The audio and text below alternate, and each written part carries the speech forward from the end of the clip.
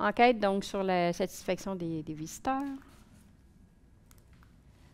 Donc, dans un premier temps, relever le profil sociodémographique des visiteurs. Là, on n'est pas juste dans relever la provenance, mais on veut connaître le genre des gens. Est-ce que c'est des femmes, des hommes? On veut connaître leur catégorie d'âge. Là, des fois, on pose des questions sur la scolarité, tout ça, comme on avait déjà un certain nombre de questions. On ne voulait pas non plus vous bombarder avec trop de questions pour une première expérience. Donc, on a laissé tomber la scolarité. L'occupation professionnelle, je crois, mais on a gardé provenance, âge, puis femme ou homme. Puis ce qui est intéressant, c'est que quand on fait des questionnaires, j'ai des collègues dans d'autres musées, les catégories d'âge, il y en a, c'est 17, 23 ans, 18, 24 ans, 22, 38 ans. On a toutes sortes de catégories qui font en sorte qu'on n'est pas capable de comparer nos données. Tu sais, des fois, les gens me disent, bah oui, mais c'est pas grave, là, 18, 24 ou 24, 30 ans ou 24, 34 ans, tu pourrais les mettre. Non, parce que je ne sais pas, moi, combien je vais en avoir eu qui auraient 32, 34, qui auraient été normalement dans mon autre catégorie. Donc, ça, cette année, c'est extraordinaire. En tout cas, moi, je suis ravie parce que là, on va vraiment pouvoir comparer nos données. Des fois, on entend les jeunes adultes ne sont pas présents au musée, les milléniums. Bon, on ne le sait pas vraiment. Fait que là, avec une enquête comme ça, ben, on va finir par le savoir. Relever les habitudes de fréquentation du musée, de votre musée, dans le fond, quand les gens, il y a eu une question dans le questionnaire qui porte sur est-ce qu'ils ont déjà visité votre musée. Les sources d'informations consultées. Hein? Comment ils ont pris connaissance qu'il existait un musée dans votre région? Les journaux, le bouche à oreille, votre site web. Ça, c'est important parce qu'il y a de plus en plus de musées qui investissent, dans le fond, en ressources humaines et financières pour développer leurs réseaux sociaux ou se faire connaître un peu plus en publicité. Donc, pour vous, je trouve ça, moi, je vais faire une analyse globale, mais quand je vais vous rendre à chaque musée, quand je vais rendre les résultats pour chacun, ça va être intéressant de savoir si vous avez, entre autres, si vous avez dépensé, je ne sais pas, là, 20 000 $ pour une publicité, un panneau routier, puis qu'il y a 1 % des visiteurs qui ont dit qu'ils l'ont vu, ça aide quand même. Vous voyez un peu à quoi ça sert. Tu sais, quand on fait des analyses, puis on présente des résultats, il y a des décisions qui se prennent au bout. Tu sais, si, je ne sais pas, on a fait un dépliant, puis c'est déjà arrivé là, au musée, on fait un dépliant, puis les gens ne l'ont pas reconnu comme le dépliant du musée de la civilisation. On avait investi. Mais l'année d'après, on se pose la question, est-ce que, compte tenu, là, est-ce qu'on a appris de nos visiteurs, est-ce qu'on continue dans ce sens-là? Mais si les visiteurs, on voit que tout d'un coup, pendant certaines années, on a vu que tout d'un coup, le site web était de plus en plus consulté, puisqu'au début, tu sais, on avait 4 %, peut-être 20 ans quand ça a commencé. À la fin, on était peut-être 20 %. Donc, ça donne des indices. Vous voyez un peu comment les décideurs ou les administrateurs peuvent travailler avec des résultats qu'on leur donne. Si vous vous rendez compte qu'il n'y a pas 18-34 ans dans votre musée, puis votre objectif cible, ou bien votre, comment on appelle ça, là, votre cahier de charge, dit, moi, ma cible, je vais augmenter de 20 % les 18-34, mais il n'y en a déjà pas vraiment beaucoup. Bien, ça peut vous aider de savoir qu'il n'y en a pas beaucoup. Puis après, vous pouvez continuer à faire des petites analyses pour voir comment vous feriez pour les attirer dans votre musée.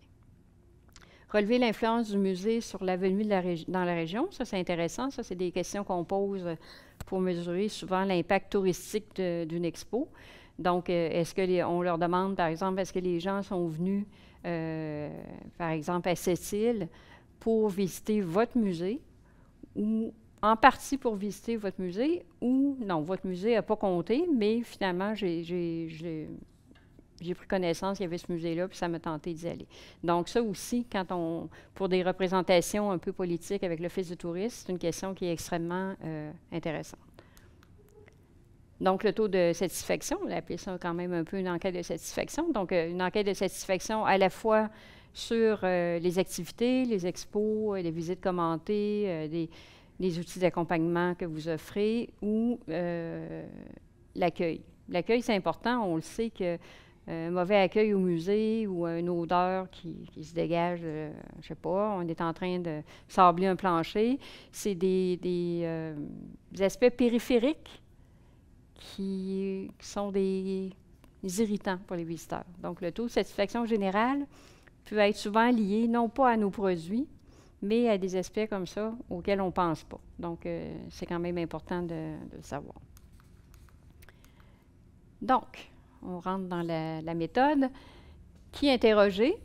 Donc, pour cette étude-là, pour la rendre représentative, puis pour comparer nos données, je sais qu'il y a des musées qui interrogent les 14-17 ans. On a décidé de se concentrer sur les visiteurs de 18 ans et plus.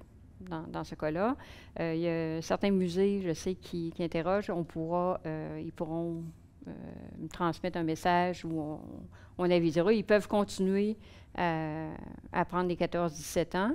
Moi, en autant que les autres catégories sont les mêmes, là, 18, 24, 25, 34, quand je ferai l'analyse à ce moment-là, moi, je ne m'occuperai pas des 14-17 ans.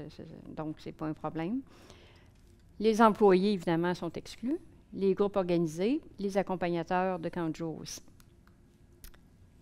Comment on sélectionne les personnes à interroger? Ça, c'est important, là. Ça, c'est vraiment très, très important. J'ai eu des fois, là, j'ai encadré beaucoup de stagiaires, je donnais un cours à l'université, je faisais des laboratoires pratiques dans les salles du musée. Je me souviens, une fois, j'avais 2 étudiantes, puis ils voient rentrer un beau visiteur. C'est vrai qu'il était beau. Puis là, il chamaillaient un peu. « Hey, c'est moi qui va aller l'interroger. »« Non, non, c'est moi. » Bon. Juste une anecdote comme ça pour vous faire sourire, mais en même temps pour montrer que ça illustre quand même la réalité. C'est qu'il faut faire attention de ne pas sélectionner les visiteurs en fonction de nos intérêts. Ou moi, j'aime mieux parler avec un beau monsieur que parler avec un vieux monsieur. Ou une famille, la famille, moi, des fois, j'ai entendu mes propres enquêteurs là, en phase de pré-test, tu sais. Moi, je regarde les résultats d'un pré-test, je ne sais pas, 10-15 questionnaires d'une journée, puis, hein, il n'y a pas de famille. Il n'y avait pas de famille aujourd'hui. Je suis allée dans le musée, j'ai vu plein de familles, moi. Oh, là, les familles, tu sais, les enfants, ils veulent s'en aller, ils tirent sur le manteau. Donc, c'est toutes des considérations. Il ne faut pas penser à ça. Donc, la méthode la plus simple pour ce type d'enquête-là, on y va, le terme scientifique, c'est l'échantillonnage aléatoire simple. Oui. Tu veux poser une question? OK. Donc, dans ce cas-là, on choisit, on sélectionne au hasard. Bon, des fois, au hasard, pour être vraiment très, très, très scientifique, des fois, je disais, bon, tu comptes 10 personnes avant de demander une autre, ou tu donnes des critères, des souliers pointus. La prochaine personne qui a des souliers pointus, celle qui a un chapeau. Ça peut être sympathique, mais c'est sympathique dans les musées, il y a une grosse affluence. Parce que quand il n'y a pas beaucoup de visiteurs, même au musée de la civilisation, il y a des périodes plus creuses que d'autres. Donc, quand on faisait ce type de sélection, on n'avait pas un grand nombre de répondants à la fin de notre journée. Donc, on est mieux au hasard. Quelqu'un arrive, vous lui demandez s'il veut remplir votre questionnaire. S'il remplit. Une autre personne se présente. Donc, à chaque fois que quelqu'un se présente, vous lui demandez s'il veut répondre à votre questionnaire. Vous lui demandez s'il y a 18 ans et plus en premier. Ce qui est important, c'est, je n'ai pas assez insisté, je pense, c'est qu'on interroge les visiteurs au terme de leur visite. Donc, pas quand ça fait une demi-heure qu'ils sont rentrés. Donc, c'est vraiment, il faut être près de la sortie, puis s'assurer qu'ils sont rendus à la fin, compte tenu qu'on a des questions sur la satisfaction des activités, puis il faut leur laisser le temps de faire la visite. Si on les prend au début, c'est pas comme quand on fait une évaluation de une expo, on se met à la fin de une expo, et là, on peut interroger les gens. Oui. Une question? Alors, j'ai une question ici, une question relative aux échantillons pour les toutes petites institutions dont la fréquentation est vraiment associée aux groupes organisés, des camps de jour, des scolaires. Est-ce que l'échantillon pourrait être difficile à atteindre? Est-ce qu'on peut participer quand même à l'enquête? Oui, mais pour cette question-là d'échantillonnage puis de cas de figure. J'ai une diapo, donc je vais revenir sur cette question-là dans la prochaine ou dans 2 diapos. Ça va? Parfait. Donc, on sélectionne au hasard. Ça va? Oui. Durée du questionnaire, là, on a fait quelques prétests, donc les gens qui l'ont fait passer sur SurveyMonkey de façon électronique. Moi, j'ai vu la moyenne, là, c'est presque 3 minutes, la moyenne à remplir.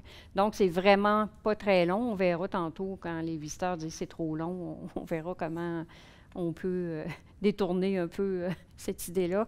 Puis en entrevue en face à face, parce que vous offrez toujours aux visiteurs de le faire avec vous ou de le faire seul. C'est important de l'offrir aux visiteurs, de le faire en face à face. Je vous dirais qu'au musée, moi, depuis que je l'offre, depuis 10 ans que je l'offrais aussi en face à face, on a peut-être 25% des gens qui préfèrent le faire avec la personne. Il y a toutes sortes de raisons. Il y a la personne qui n'a pas ses lunettes, il y a des gens, des fois, qu'on comprend que c'est peut-être des analphabètes fonctionnels. Des fois, quand les enfants sont là, bien, ça permet l'enfant s'amuse un peu avec l'enquêteur en même temps. Donc, il y a toutes sortes de raisons qui font que le visiteur va préférer le faire. Ça peut être ne serait-ce qu'il n'est pas habile avec une tablette. Donc, vous pouvez... Donc, ça, c'est toujours important. C'est sûr que des fois, les enquêteurs, ils ont tendance à dire, oui, mais là, si je le fais en face à face, je vais en faire moins dans ma journée. Peut-être un peu moins, mais on ne lésine pas là-dessus. Parce que ça, c'est la qualité. Puis, on va chercher des catégories de visiteurs qu'on n'aurait pas. Moi, j'ai vu qu'il y a des catégories de visiteurs, entre autres, un peu moins scolarisés ou qui sont moins familiers avec les musées, qui sont des primo-visiteurs. Cette proportion de catégories de visiteurs-là a augmenté quand j'ai commencé à demander à faire des face-à-face. Donc, ça va pour ça? La question. La question du jour. Combien de visiteurs faut que j'interroge, moi, dans mon été? Certainement, on est en période préélectorale. Vous lisez dans les journaux, on entend dans les postes de télévision. Ça prend une marge d'erreur. Notre sondage est représentatif. J'ai une marge d'erreur de 5 % avec un niveau de confiance de 95 %. Puis là, on regarde le nombre de répondants, puis on a 300 répondants. Ça vaut pour la province de Québec. Des fois, c'est parce qu'on reste sur l'impression qu'il faut interroger 10 000 personnes pour être représentatif de notre public. C'est pas comme ça que ça marche. Pour être représentatif, ce qui sont les 2 critères, c'est la marge d'erreur, niveau de confiance. J'ai déterminé pour cette enquête-là, c'est généralement ce que les musées ou les enquêteurs font, 5 % avec 95 %. C'est quoi une marge d'erreur? Marge d'erreur, ça permet de répondre à cette question-là. Est-ce que ce que les gens répondent, ça reflète vraiment l'opinion de l'ensemble des visiteurs? 5 %, qu'est-ce que ça veut dire? Ça veut dire que si j'ai une marge d'erreur à 5 %, ça veut dire que supposons que j'ai 45 % de mes visiteurs qui disent avoir déjà fréquenté mon musée. Ma marge d'erreur, j'ai dit 45 %. Ma marge d'erreur, ça veut dire qu'il y a entre 40 % et 50 % C'est ça que ça veut dire, une marge d'erreur. Après ça, je vais vous montrer le tableau en disant la marge d'erreur, si on la prend à 5 % en fonction de notre achalandage, combien de visiteurs ça nous prend. Le niveau de confiance, qu'on le met à 95 %, est-ce que mon échantillon, donc les personnes que j'ai interrogées, est représentatif de mon public? Niveau de confiance à 95 %, ça veut dire que dans 95 % des cas, les gens que j'ai interrogés correspondent à mon public. J'ai eu l'occasion dans ma carrière je l'ai confirmé plusieurs fois, parce que moi, je fais l'analyse de la billetterie pour l'été. Ça, la billetterie, c'est tous les visiteurs qui passent par la billetterie.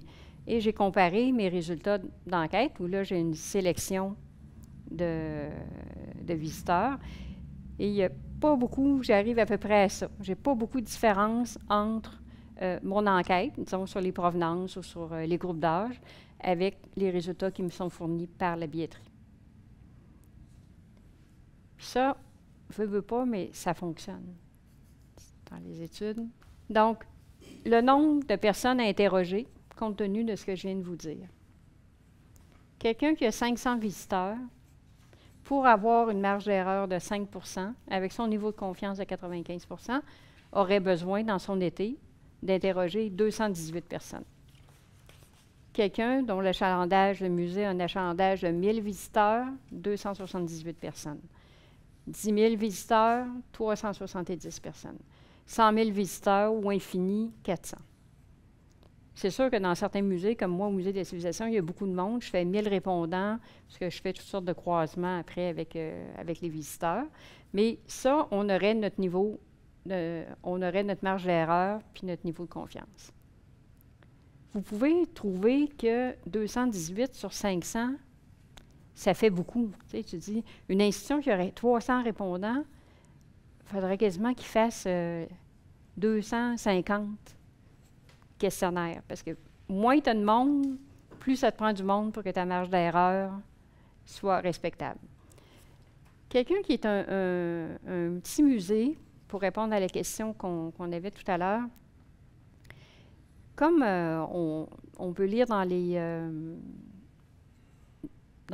manuels métaux, dans un peu les firmes de sondage, des fois, ils expliquent un peu sur Internet là, comment faire de l'enquête. Puis moi, je suis assez d'accord aussi, c'est ce que j'expliquais dans mes cours. On est mieux, des fois, d'accepter, d'augmenter notre marge d'erreur. Tu sais, dire, bon, OK, moi, je vais accepter que ma marge d'erreur, elle va être à 8 %, puis diminuer mon niveau de confiance à 90 %. Si je fais ces deux actions-là, ça me prendrait à peu près, tantôt j'ai regardé dans mon manuel, ça me prendrait à peu près 150 répondants. Mais vous auriez quand même, ce serait quand même une étude scientifique, vous auriez quand même des données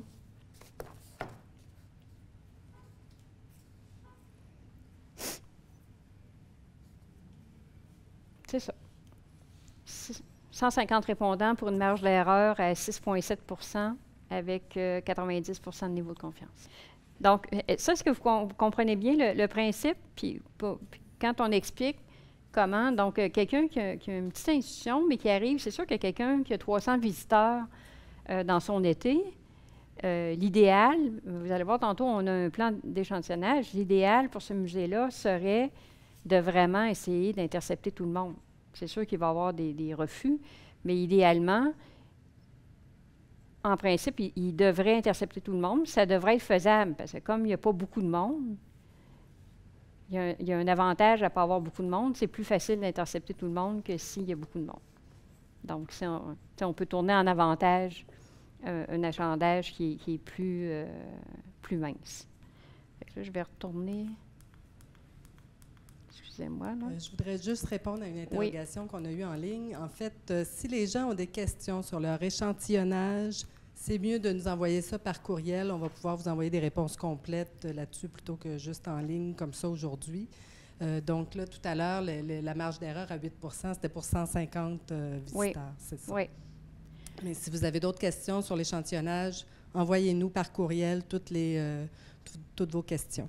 Merci. Oui, ça, ce qu'on pourra faire, c'est qu'on pourra, tu sais, je suis très, très consciente du défi puis de la personnalisation de chacune des institutions, finalement.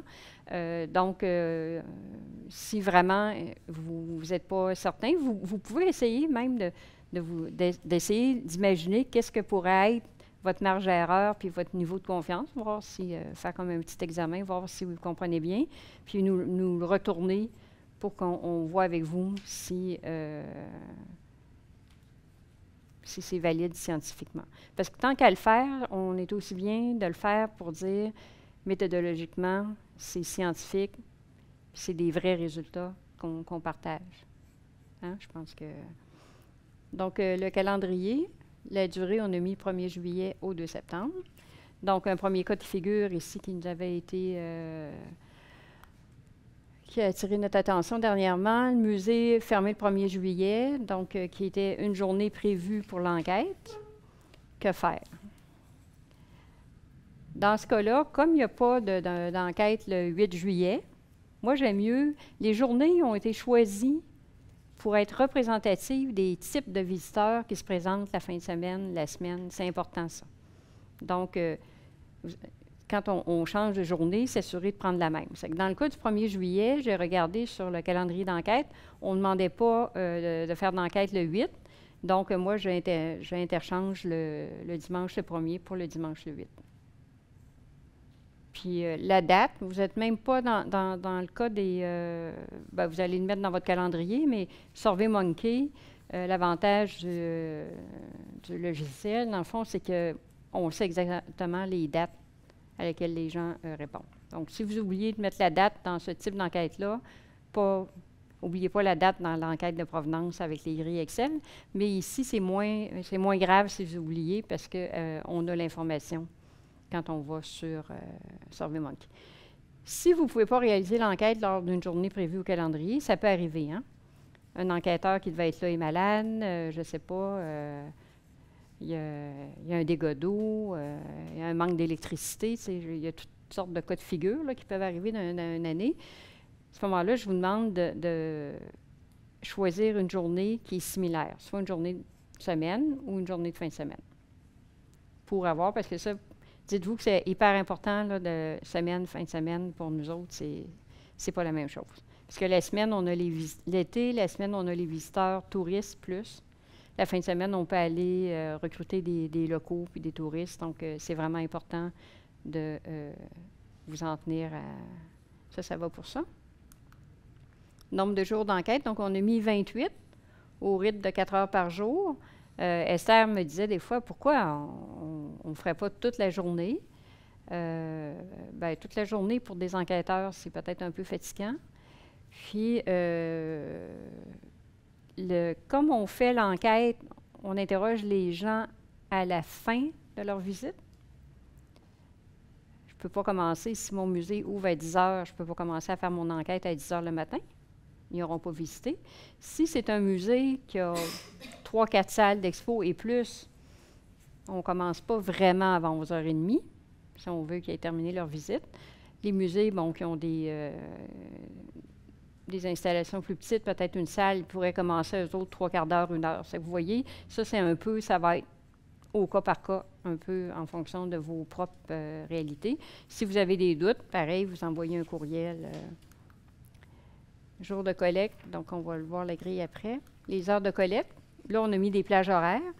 Le matin, on a mis 4 heures débutant au moins 1 heure après l'ouverture du musée. L'après-midi, on a mis 4 heures, de 13h à 17h. Par ailleurs, il doit y avoir des musées qui ferment à 18h l'été, je ne sais pas. S'il y en a qui ferment à 18h l'été, ça peut être intéressant de faire des fois des 13h30 à 17h30, parce que les gens qui viennent passer 4 heures, ce n'est pas tout à fait non plus le même profil. Donc, ça, on pourra répondre au cas par cas. Oui. Mais dans le cas des petits musées, je veux dire, j'ai peut-être une 20aine de visiteurs par jour quand je suis chanceuse. Est-ce qu'on peut le faire toute la journée pour peut-être avoir plus de données à ce moment-là? Oui, vous allez voir, je l'ai mis... Ah, pas là, mais la réponse, c'est oui. Ça apparaît dans une diapo où j'ai mis des trucs et astuces pour augmenter votre taux de répondants. Oui. Donc, ça, c'est le calendrier aussi qu'on a mis dans votre trousse, qui s'appelle le document 2C. Donc, où il y a des X, c'est les journées d'enquête. Là, j'ai dit à tous les lundis, inscrivez le nombre total de répondants par jour dans les cases. Si vous avez fait de l'enquête à d'autres moments, mais juste inscrire à ce moment-là le nombre de répondants dans la case correspondante. Tu sais, comme là, le 8, il n'y a pas d'enquête, c'est que les musées qui n'ont pas qui sont fermés le 1er, mais ils mettent leur nombre de répondants le 8. Oui. Alors, il y a une question qui nous est venue par Internet. Si les gens font les questionnaires papier, Ensuite, ils vont entrer les réponses dans le logiciel. Oui. Alors là, la date qui va apparaître dans le logiciel, ça va être la date de l'entrée de données, pas la date où l'enquête a été faite et Tout le à moment où a été fait. Eux autres, il va falloir qu'ils nous mettent leur bonne date. Oui. Alors, qu'ils mettent la date dans le calendrier d'échantillonnage? Oui, d'accord. Tout à fait. Vous voyez, hein, c'est infini, là. non, mais les particularités. Donc, j'ai passé sur ce calendrier. Trucs et astuces pour atteindre le nombre de questionnaires requis, un peu pour répondre à votre question. Donc, pour les musées qui ont une fréquentation, là, on a mis moins de 10 000, mais à la limite, ça pourrait être moins de 5 000. Ne pas tenir compte des plages horaires, faire de l'enquête toute la journée, puis même ceux qui sont pas ouverts tous les jours, qui accueillent peu de visiteurs, bien, sondez vos visiteurs. Tu sais, on a eu un cas de figure, je pense, à un musée, fermé le lundi, ouvert quelques jours dans la semaine, pas le samedi matin, pas le dimanche matin. À ce moment-là, pour les musées qui ont des heures d'ouverture réduites, ce que je recommanderais vraiment, c'est de faire de l'enquête à tous les jours pour vous assurer de... Mais tu sais, si vous vous rendez compte, tu sais, vos 20 visiteurs par jour, peut-être que, là, on demande 12 visiteurs par jour. Peut-être que les 20, une journée, là, il y en a 20 qui répondent. Donc, tu sais, je pense que là, la première semaine, on va faire... Non, mais ça peut arriver parce que quand... Tu sais, on pense que quand l'influence est forte, notre taux de répondants est plus élevé. Puis c'est pas tout le temps vrai. Moi, il y a des journées là, que ça fait la file au musée là, pour rentrer. Là. Puis je me disais, les enquêteurs, moi, il y a des journées qui peuvent faire 40 questionnaires par jour. Puis il y a des journées, là, ça fait la file l'année dernière là, jusqu'à dehors pour RG. Mais non, ce n'est pas nécessairement les journées où ils ont fait remplir le plus de questionnaires, parce que des fois, les visiteurs, ils viennent excédés. Ils sont fatigués, ils ont chaud, les enfants veulent s'en aller, il y a trop de monde, ils cherchent juste la porte. Donc, quand ils tombent sur l'enquêteur à la porte, c'est comme... Ils veulent juste sortir. Donc, c'est un peu un mythe de penser. Tu sais, c'est pour, à la limite, je pense que ça peut être encourageant pour vous, en disant, des fois, quand il n'y a pas beaucoup de monde, vous le faites avec la personne, vous asseyez sur un banc. Tu sais, le musée trouve ça important d'avoir votre avis. Les gens, quand ils sont mis dans des conditions comme ça, aiment beaucoup partager. Ce que je peux vous dire, moi, c'est que les gens, généralement, aiment beaucoup partager l'expérience qu'ils viennent de vivre. Même s'ils ne sont pas contents. Parce que des fois, on pourrait dire, ouais, ceux qui ne sont pas contents, ils ne voudront pas partager avec moi, mais non, ils vont vouloir, parce qu'ils vont vouloir te le dire que le café n'était pas bon, ils vont vouloir te le dire que les toilettes, bon, qu'il y avait un problème. Donc, tu sais, c'est pas, les gens aiment, ouais, moi je vous dirais que c'est pas, fait que ça va pour ça. Questionnaire en ligne ou papier. Pourquoi on travaille avec SurveyMonkey, qui est un questionnaire en ligne. Je ne sais pas si tout le monde a eu l'occasion d'aller cliquer sur le lien pour voir à quoi ressemble le questionnaire. Pourquoi on l'offre en format papier, vous me direz? Parce qu'il y a des musées qui ne sont pas équipés de tablettes ou d'ordinateurs pour le faire remplir. Donc, on a décidé d'ajuster... questionnaire. OK. C'est les mêmes questions en papier, puis oui. C'est celui papier, lui? Oui. OK. Puis j'aurais besoin de celui... C'est exactement le même questionnaire. La seule différence, c'est que dans la question, vous avez le questionnaire devant vous, là. La question où on demande où est situé votre domicile principal, la personne qui le répond en version électronique ne voit pas tout apparaître les choix de réponse, là, toutes les régions du Québec, tout ça. C'est un menu défilant. Pour les gens qui le font en papier, on n'a pas eu le choix de leur mettre tous les choix de réponse. Donc, ça, c'est la différence. Puis la question 1 et 2, où on leur demande d'aller à une autre question, c'est êtes-vous à plus de 40 km de la région ou à moins de 40 km? On a mis à quelle question aller, tandis que dans le sondage électronique, on appelle ça un branchement conditionnel. Ça se fait automatiquement. Tu sais, moi, je dis que j'habite à plus que 40 km. Ils vont m'amener à la question où je veux. Donc, c'est la seule différence entre les deux questionnaires. Je vais revenir après comment remplir les questionnaires papier. Donc, pour télécharger donc, le questionnaire sur vos tablettes, parce qu'on fonctionne avec une tablette quand on va rencontrer les visiteurs, vous copiez cette adresse-là dans votre navigateur. C'est long. Des fois, on se trompe, on oublie les 2 petits points, on oublie les slash. Non, vous allez avoir des commentaires des gens qui vont vous aider à faire l'enquête. Tu sais, au début, là, tu sais, faites pas ça une minute sur le bord de la table avant d'aller faire votre enquête, là. Vous allez être stressé, puis là, voyons, c'est quoi? Il me manque un point, il me manque un slash, il me manque le R, il me manque... Donc, faites ça tranquillement avant de vous rendre sur le terrain. On a l'adresse en anglais, évidemment, on a un questionnaire version anglaise, version française. Vous importez le questionnaire sur votre écran d'accueil pour que quand vous vous présentez avec votre tablette, Esther, est-ce que tu l'as sur ta tablette? Vous avez le petit icône sur VMonkey, et là, vous pouvez l'appeler sondage français, sondage anglais. Donc, vous avez juste à appuyer sur l'icône. Pour les tablettes, moi, j'ai fait le test chez nous avec ma tablette. Quand je suis allée copier l'adresse, il me l'a importé automatiquement sur mon écran d'accueil. Ceux qui travaillent avec des mini iPad, il faut aller faire... Regardez, vous voyez, ça arrive comme ça. Donc ça, l'idéal, pour pas à chaque fois, là, imaginez, à chaque fois, il faut que vous retourniez faire l'adresse, tout ça, vous n'en sortirez pas. Donc, après ça, c'est facile, vous appuyez. Quand vous avez fini votre questionnaire, les gens font terminer, les gens l'envoient, et vous refermez pour retourner aux icônes sur votre tablette. Si, des fois, c'est compliqué, vous pouvez aussi, s'il ne s'importe pas directement sur votre écran d'accueil, une façon de faire, vous le mettez dans les favoris, et après, vous allez le mettre sur votre écran d'accueil. Ça, s'il y a des problèmes, parce qu'il y a quasiment, sur les téléphones, ça fonctionne autrement. Les téléphones, il faut aller dans le petit menu en haut, il y a les 3 petits points, cliquer et dire « Importer sur mon écran d'accueil ». Il y a des vieilles tablettes, des tablettes, celles avec lesquelles je travaille au musée, un peu plus antérieures, c'est ça aussi. Je vais dans l'icône, les 3 petits points en haut, je clique, ça me dit qu'est-ce que je veux faire, importer sur mon écran d'accueil. Ça va pour ça?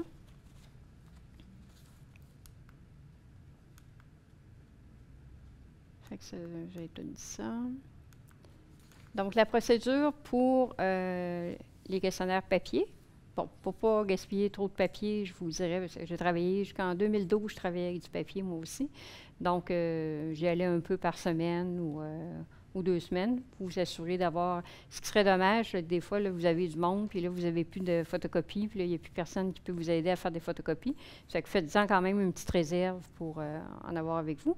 Des crayons bien aiguisés, ça a l'air drôle comme ça fait maîtresse d'école d'écrire ça, mais c'est une source d'insatisfaction pour les gens qui remplissent. Des fois, à la fin de mes questionnaires, j'avais un petit mot qui disait « Dites à vos enquêteurs d'aiguiser leurs crayons ».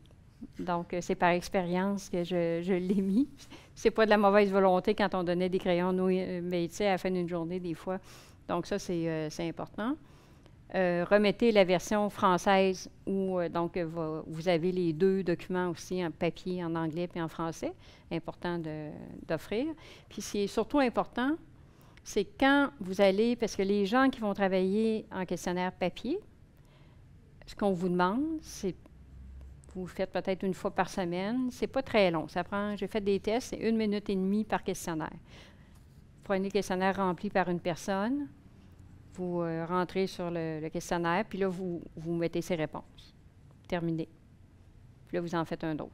D'où la question tout à l'heure de dire que là, la date qui va être enregistrée par SurveyMonkey, quand vous allez transférer vos données de papier à l'électronique, ça va être la date, je n'aurai pas la vraie date. Donc, important pour les gens qui travaillent avec la version papier, de bien indiquer dans le tableau que je vous ai montré tantôt la date où vous avez fait les enquêtes.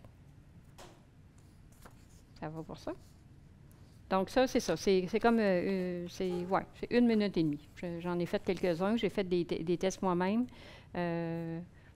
Moi-même, au musée, je vais le faire parce que je vais isoler au musée, j'ai peut-être 40 questions, je vais isoler les questions demandées pour la Société des musées québécois, puis on va les rentrer comme ça à la main pour que ça rentre. Étant donné que moi, je fais une analyse après ça globale, ça donne une chance à l'analyste.